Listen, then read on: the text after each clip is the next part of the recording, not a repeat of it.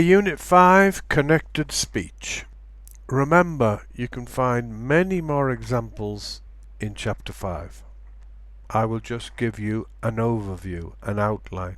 Connected speech. First thing we're going to look at is liaison, linking.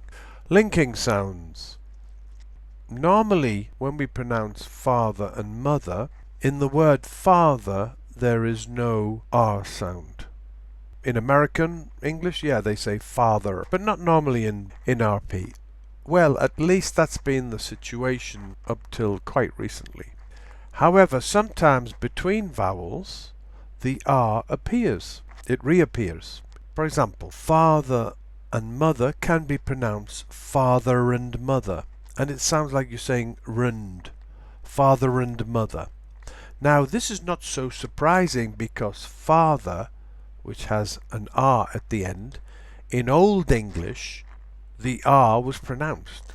In fact, the R disappeared in RP relatively recently, but in Old English and Middle English it was pronounced. So they'd say father, that kind of thing, and mother. So a bit like in Scottish. So many people pronounce it father and mother, father and mother. Conservative people would think, oh, that sounds terrible, but many people, and more people, are starting to pronounce the R when there's a vowel after it. Now let's compare four things with another word. So four things, there's no possibility of this R appearing. Why? Because it's followed by the consonant th. Let's compare this with 4 apples. Just like in father and mother, some people say 4 apples, but other people say 4 apples. So it sounds like you're saying rapples. As I said, there are many more examples in the book. Intrusive R. Now, the pattern, the psychological pattern set up by linking R is so strongly felt that it is commonly extended to other words that end in one of the same vowels, as in the words with R in them, but do not have an R in the spelling, particularly, for example, when words are pronounced with a final schwa, with a final ear, and more recently also R, the Bath vowel, and or, which would be the thought type, because they don't have an R in them. For example, let's compare drama queen. Well, once more, there can be no intrusive R between drama and queen because queen begins with a consonant. It needs to be a word with a vowel. Now let's compare drama queen with drama and music. Now, some people pronounce it drama with no R, drama and music, and other people pronounce it drama and music. But notice there is no R in the spelling of drama because there's never been an R in the spelling of drama. But drama, the M sound, sounds very much like mother and father and words like that that end with ER. So people make a connection between words with R in them and words without R. Let's have a look at another example. Now this is a thought vowel, okay? I saw it. And some people pronounce I saw it. Why? Because or is often found in words with an R in them. For example, more, tor, for. So they make a connection and basically say I saw it. When in the word saw, and in the history of the English language, there's never been an R in that word, saw. But it sounds like words with R that are pronounced or.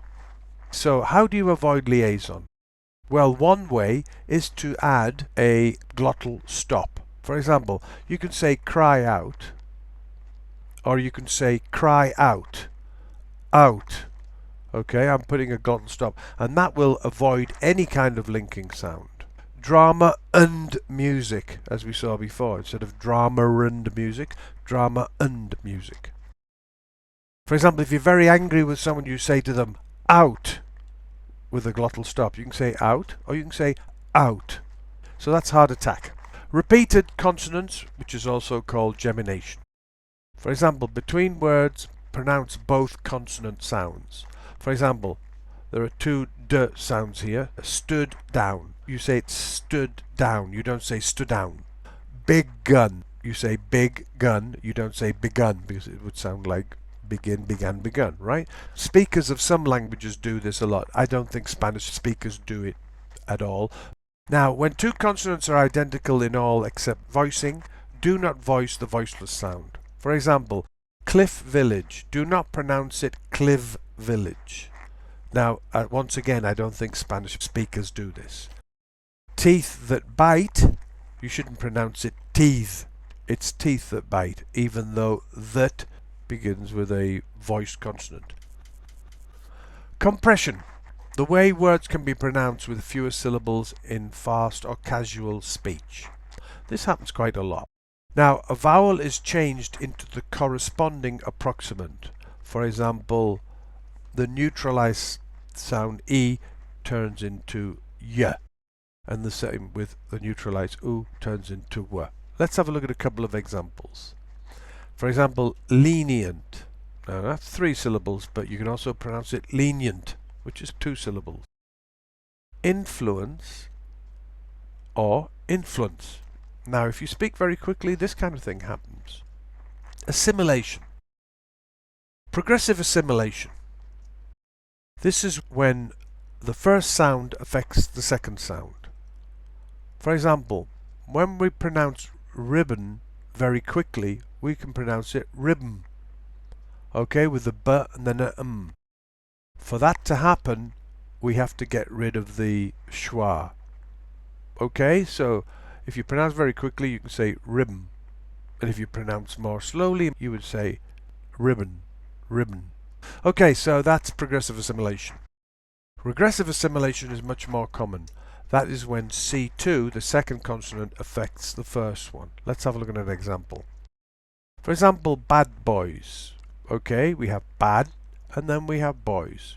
We have a d sound followed by a b sound, an alveolar followed by a bilabial. Now, when you pronounce this very quickly, you can actually say bad boys. In fact, no one will notice it. Bad boys. Good girls can become good girls with g-g.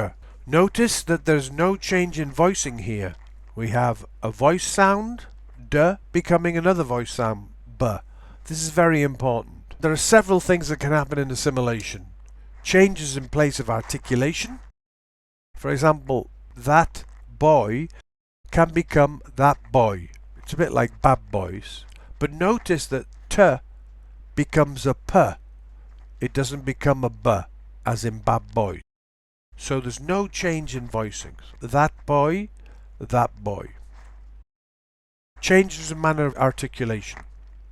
For example, this happens in very, very quick speech. I don't really recommend this, but you probably hear it. That said, dicho eso, you can say, that said, that's a possibility, but we don't recommend that particular type. Okay, changes in place of articulation like that boy, very recommendable. If you speak very quickly, this will happen naturally. Okay, but number 2, that said would probably be the best way to pronounce it. Changes in voicing. Now, I said there were no changes in voicing. However, this has become part of the language due to the contact between word stems, that means, the word itself like, and the plural morpheme, likes. Okay? How many likes did your comment get, for example, in Facebook? So we have slug, babosa I think it is in Spanish, slugs. Okay? If it ends with a g, which is voiced, the plural will be voiced. With rat, it's rats. Voiceless, voiceless. We've already seen this. This is in chapter 4 in the part on the alveolar fricative. Okay, so you can look at the book for that. In other places, voicing across word boundaries is very rare in English and can lead to a heavy accent. Avoid this completely. So you would say that gun, it should not become that gun. However, you can use the change of place. Okay, as we've seen with bad boys. That gun would work okay. If you're saying, is that gun loaded? Is that gun loaded? That would be perfectly okay. But notice the k comes from a t, and they're both voiceless. There's no voicing there. Voicing is very rare. It only happens in these cases up here, which are historical, okay, which are now part of the language. However, as you know, devoicing is the norm at the beginning and end of syllables. For example, in verve, gaze, and mud, the voice sounds at the beginning and the end of each word are slightly devoiced. They lose voice. They're not as voiced. They're not fully voiced. But between voiced sounds, for example, seizes, this sound here is fully voiced because it's between a fleece vowel and a kit vowel. Okay, but notice that this one, which is at the end before a pause, is devoiced. Coalescent assimilation. When two phonemes become one. This can happen inside a word. Very common example is educate, which is a very careful pronunciation, but most people I think nowadays say educate. Between words, very common, and it's something that you should do. It sounds very natural. Words ending in one of the alveolar stops, the voiceless or the voice ones, t or d, followed by you or yours, etc., may coalesce with the yod, with the y sound, to make ch, or coalesce with the d to make j. Let's see some examples. Got you. Got you. Very common. Got you. Okay? It can also be pronounced gotcha with a schwa. Did you can become did you. Also did ya. Did you do it? Did you do it? I got you a present. I got you a present. Did you do it? So it's very common in speech. So do not avoid it. It sounds much more natural because you're putting words together. Reduction. Reduction is a case of progressive assimilation. Remember the first sound influencing the next one, which is found in rapid speech. The first consonant in the second word becomes the same as the last consonant sound in the first word. For example, reduction of the in rapid speech after the voiceless alveolar fricative, the to z or s. For example, what's this can become what's this? What's this? Okay? Once again, we don't really recommend this. What's this? What's this? Elision. Elision is extremely important. It's very common. And it should not be avoided. You should do this. The most famous example of elision is H dropping. Some people say hello instead of hello, but that's not really RP. But even RP speakers drop their H's. For example, what's his name? What's his name? No one would even notice if you drop the H there. So that's another advantage of speaking in phrases rather than speaking in separate words. In some final clusters, t and d, these alveolar sounds, may entirely disappear, be elided. This only happens if the next sound is a consonant. Okay, this doesn't happen if it's a vowel. For example, no one, I think, says don't go. Everyone says don't go. So don't is a very common word, right? So if there's a consonant following, you normally elide the t sound. Don't go. Don't believe a word he says, for example. Example here, left behind. Left behind would be very careful. Left behind is the norm. Last week, completely normal. Do not try to pronounce the t sound. If you're speaking quickly, if you're speaking slowly, yeah. Change of voicing. Okay, never make voiceless consonant sounds voiced. Okay, this view should never become this view. We've already mentioned that. However, devoicing is common. For example, we have cup of tea, but normally when you pronounce it quickly, it's cup of tea, or even cup of tea. But that's elision, not change of voicing. 5 past will become 5 past. 5 past with an F. Have to go can become have to go. That's very common. In fact, it's very difficult to say have to go. So have to go. So we can see that this devoicing is found in common expressions like this.